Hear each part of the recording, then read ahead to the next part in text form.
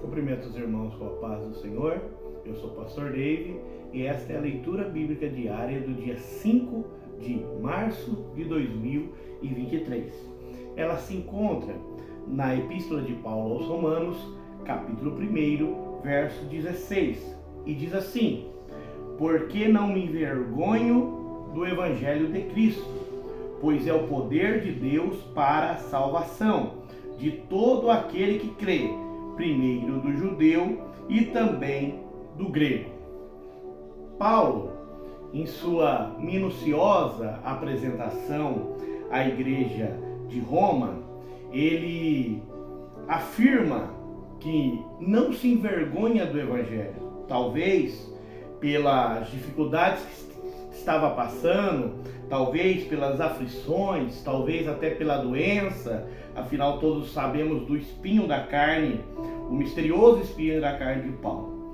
Mas ele não tem vergonha do Evangelho, porque o Evangelho tem um sentido vivo e não é opaco como vãs filosofias e sutilezas que havia na época. O termo Evangelho vem de duas palavras gregas. Essas palavras significam boa nova, tá? O vocábulo bom e o vocábulo anúncio, boa nova, boa notícia. É uma expressão muito antiga na língua grega, porém ela só adquiriu a conotação que há hoje depois do primeiro advento de Cristo. Após o batismo de Jesus, Mateus fala que Jesus pregava o Evangelho do Reino. Estarei lendo aqui Mateus capítulo 9, verso 35. E percorria Jesus todas as cidades e aldeias, ensinando na sinagoga deles e pregando o Evangelho do Reino e curando todas as enfermidades e moléstias entre o povo. O Evangelho, nesse texto, diz que ele é poder de Deus. Tem mais uma palavra grega aqui, chave, que é a palavra dínamos, que significa dinamite, poder. O Evangelho de Cristo, ele é poderoso. Ele não é como sutilezas humanas, como filosofias humanas. Eu separei um versículo que está em 1 Coríntios,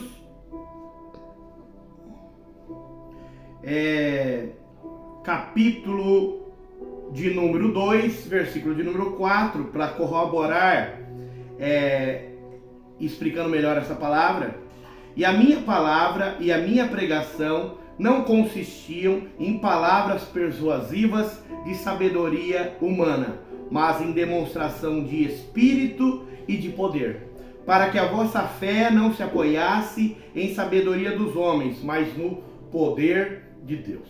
Então Paulo está dizendo que o quê? Que o Evangelho ele é poderoso. Que poder tem o Evangelho? Ele tem o poder para gerar em nós uma nova vida.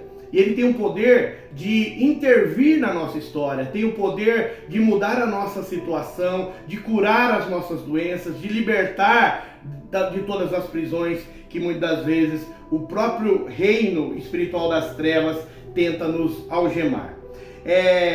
Continuando o raciocínio, o Evangelho é poder para a salvação. É por isso que você jamais deve envergonhar do Evangelho.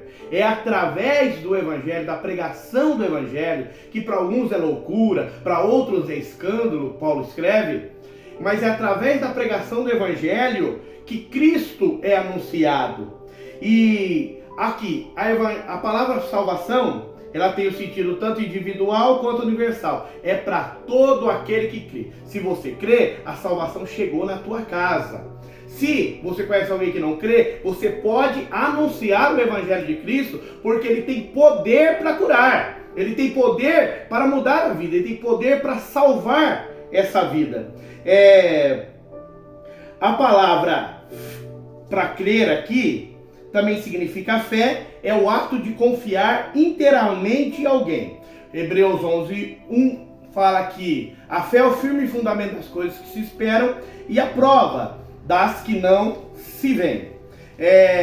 Separei outro versículo que está em Efésios 2, 8 e 9. Porque pela graça sois salvos, por meio da fé. Isto não vem de vós, é dom de Deus. Não vem das obras, para que ninguém se glorie. O homem, ele tenta ser digno da salvação. Mas, segundo o Evangelho de Cristo, ele nunca será digno da salvação. Ele depende da justiça de Cristo. É em Cristo que nós somos salvos. E o dom gratuito de Deus é adquirido através dessa fé no Filho de Deus. Para concluir, a última oração, primeiro do judeu e também do grego. Primeiro do judeu, essa afirmação tem que ser entendida cronologicamente, tá?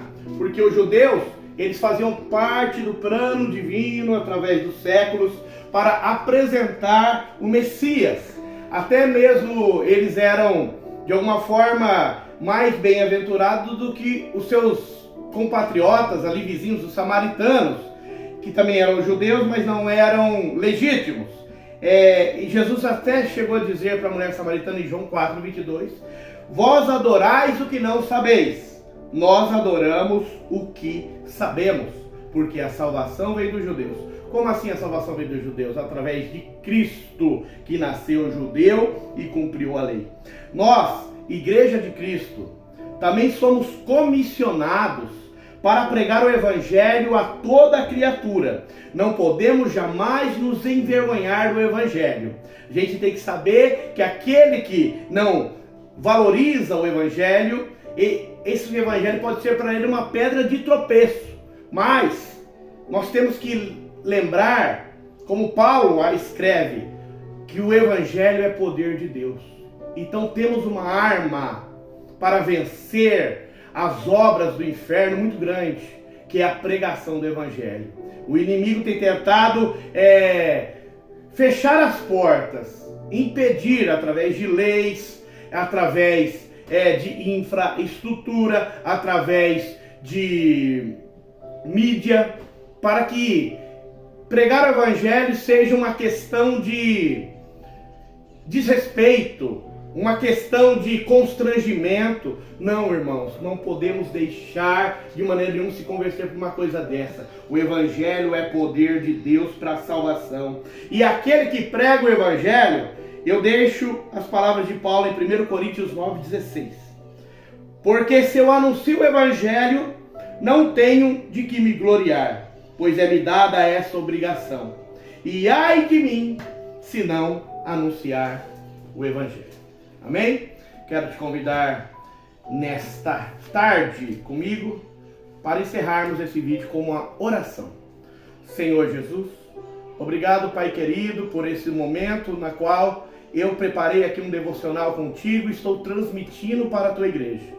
Ó Pai maravilhoso, Pai de glória, que assim como Paulo não se envergonhou, que nenhum membro da tua amada igreja venha se envergonhar desse Evangelho. O Evangelho é poder. Através do Evangelho, Senhor, vidas são salvas, vidas são mudadas, vidas são transformadas.